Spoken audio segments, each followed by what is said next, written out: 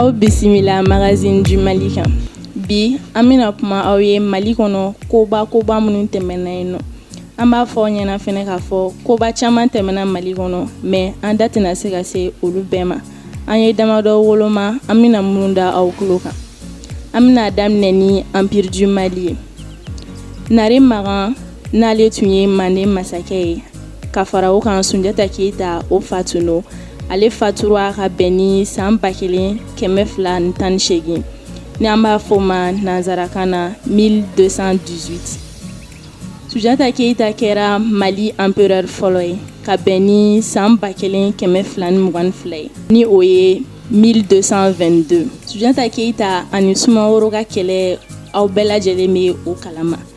A sera Sumaworo la ka bɛn ni san 1235 ni an b'a fɔ ma 1235 Kirina kɛlɛ la n'an b'a fɔ ma la bataille de Kirina. Sunjata Keyita a ka nin fɛnba ninnu bɛɛ lajɛlen kuncɛra ni a ka fatuli o nana bɛn ni san 1255 ni o ye 1255 ye. Mansa Musa ni dɔw b'a dɔn Kanku Musa la ale fɛnɛ kɛra Mali empereur ye ka bɛn ni san 1312 ma ni o ye 1312 ye. A ka o empereuriya kɔnɔna na a tagara Hiji Magan ka bɛn ni san 1324 ye ni an b'a fɔ ma 1324. Ale ka mansaya kunforila ka bɛn ni 1337 ye ni o ye san 1337 ye. Soni Ali Ber o fɛnɛ kɛra Songhai empereur ye ka bɛn ni san 1464 ma ni o ye 1464 ye. A ka empereuriya banna ka bɛn ni san 1492 ma ni o ye 1492 ye.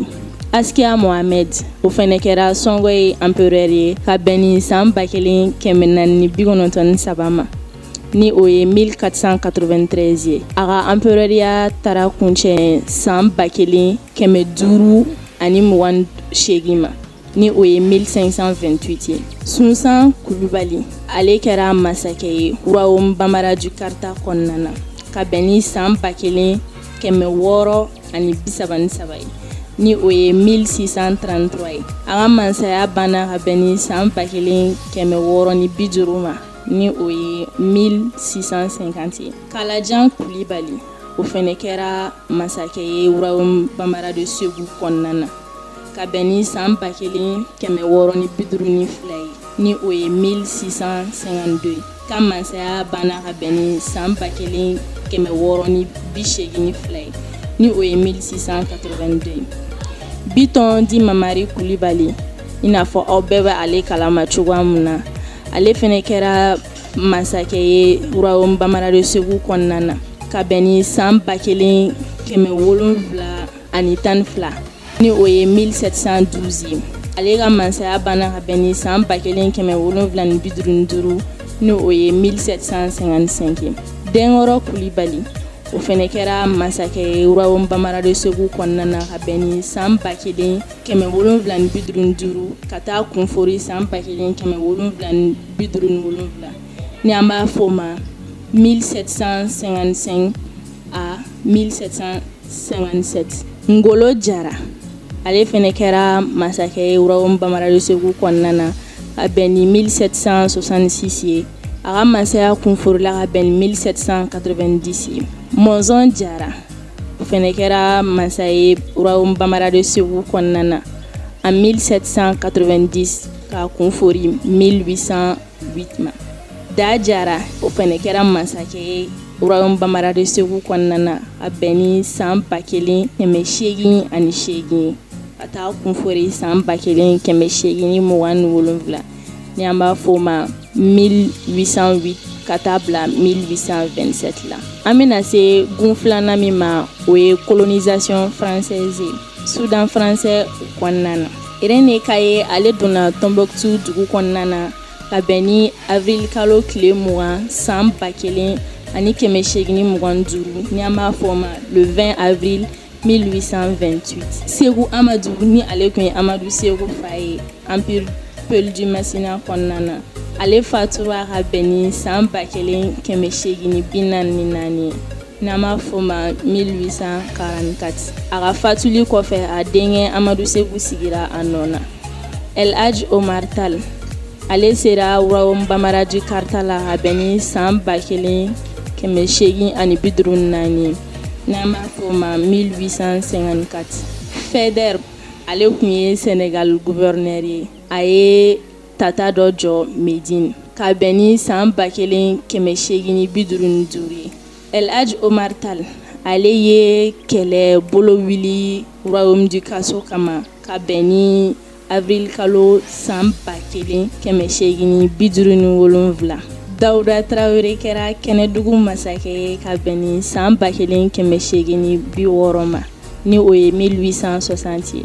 El Hadj Omar Tall ale sera Royaume Bamaraji Segu la ka bɛn ni mars kalo tile 10 san 1861 ni o ye 1861. Dawuda Traoré ale kɛra Kɛnɛdugu masakɛ ye. A ka mansaya Ngolo Kunafan Traoré o nana o bɔsi ale la ka bɛn ni san 1862 ye. San 1864 o kɛra ni El Hadj Omar Tall ka fatuli. Tɛba Traoré ni ale tun ye Kɛnɛdugu masakɛ ye ka bɛn ni san 1866 ma.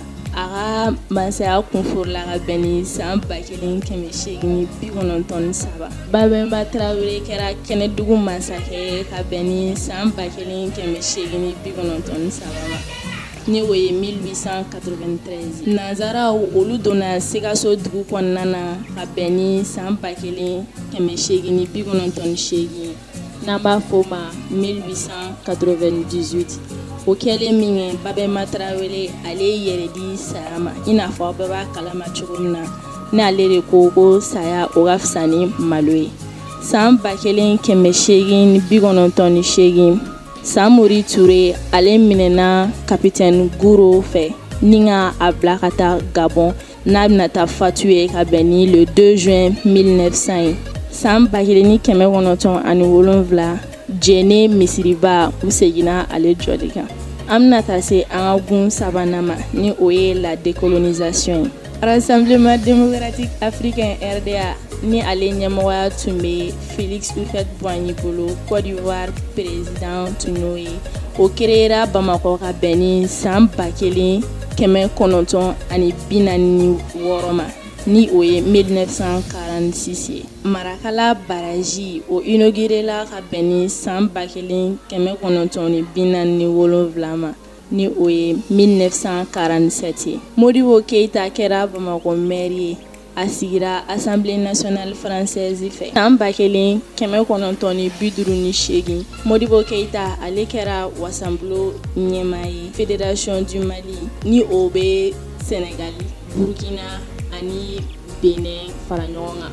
Burkina tɔgɔkɔrɔ tun ye Haute-Volta ye ani Dahomey ale de ye sisan nɔ Benin. Mali yɛrɛ tun b'o faraŋan na n'o tɔgɔkɔrɔ tun ye Soudan français ye. Le 20 juin 1960 ni o tun ye juin kalo tile 20 san 1960 o bɛnna ni Fédération du Mali ni o tun bɛ Sénégal ani Soudan français fara ɲɔgɔn kan olu ka indépendance taara ka bɛn ni o date ye. Modibo Keïta kɛra gouvernement ɲɛmɔgɔ ye Fédération du Mali kɔnɔna na ka bɛn ni juillet kalo tile 20 san 1960 ma ni o ye le 20 juillet 1960. Sénégal ale y'i sama ka bɔ Fédération du Mali kɔnɔna na ka bɛn ni août kalo tile 20 san 1960 ma ni o ye le 20 août 1960. Le 22 septembre 1960 o kɛra Soudan français ka indépendance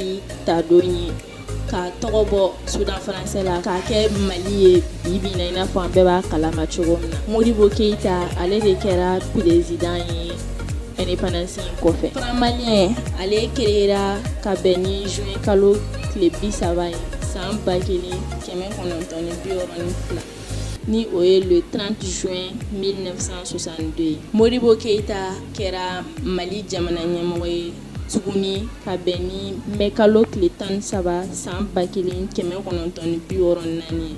ni o ye le 13 mai 1964. Le Mali de Moussa Traoré ni o ye Moussa Traoré ka Mali.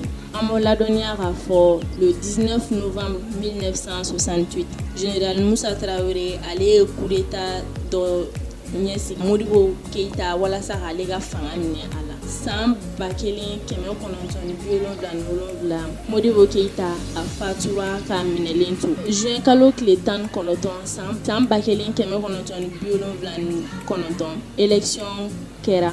Moussa Traoré ale sigira fanga la. Le 1er juin 1984 ni o ye juin kalo tile fɔlɔ ye san 1984 Mali donna Union monétaire ouest africaine fɛ ka franc CFA la nati ni o ye UEMOA ye. Mars kalo tile 26 san 1991 ni o ye le 26 mars 1991 coup d'état kɛra Moussa Traoré la. A coup d'état ɲɛmɔgɔya général Amadou Toumani Touré de tun bɛ yen. An bɛna taa se an ka gun laban ma ni o ye la démocratie ni o ye bɛɛ fanga nasilen. Alpha Omar Konare kɛra Mali président ye ka bɛn ni avril kalo tile 26 san 1992 ma ni o ye le 26 avril 1992. Ibrahim Boubacar Keita kɛra premier ministre ye ka bɛn ni san 1994 ma ni o ye le 4 février 1994. Le 17 mai 1997 Alpha Omar Konare kɛra Mali président ye tuguni. San 2001 Rassemblement pour le Mali ni o ye RPM ye ale sigira sen kan. Le 12 mai 2002 ni o ye mai kalo tile 12 san 2002 ye élection tour filanan kɛra. Amadou Toumani Touré ale kɛra Mali président. San 2002 ni o ye 2002 ye Mali ye Coupe d'Afrique des Nations de football organisé. Mai kalo tile 29 san 2007 Amadou Toumani Touré seginna ka kɛ Mali président ye tuguni. San 2010 ni o ye 2010 ye o kɛra Mali ka yɛrɛma hɔrɔnya san 50 ni o ye cinquantenaire ye. Avril kalo tile 3 san 2011 ni o ye le 3 avril 2011 ye président Amadou Toumani Touré ale ye Madame Cissé Mariam Kaïdama Sidibé nommé ka kɛ a ka premier ministre ye. O kɛra Mali kɔnɔ koba ye basabula a kɛra siɲɛ fɔlɔ ye muso dɔ ka kɛ premier ministre Mali kɔnɔna na. San 2012 coup d'état kɛra ka Amadou Toumani Touré k'ale bɔ a ka fanga na. An bɛna kuncɛ ni mun ye o de ye san 2013 ni o ye 2013 ye Ibrahim Boubacar Keita ale sigira fanga fo ka na se an filɛ yɔrɔ min na i ko bi ale de bɛ Mali président. Aw ni ce aw ka kulomajɔ la. Aw minnu kuma abonné aw kana ɲinɛ k'aw abonné. Ni video in diyara aw ye aw k'a like.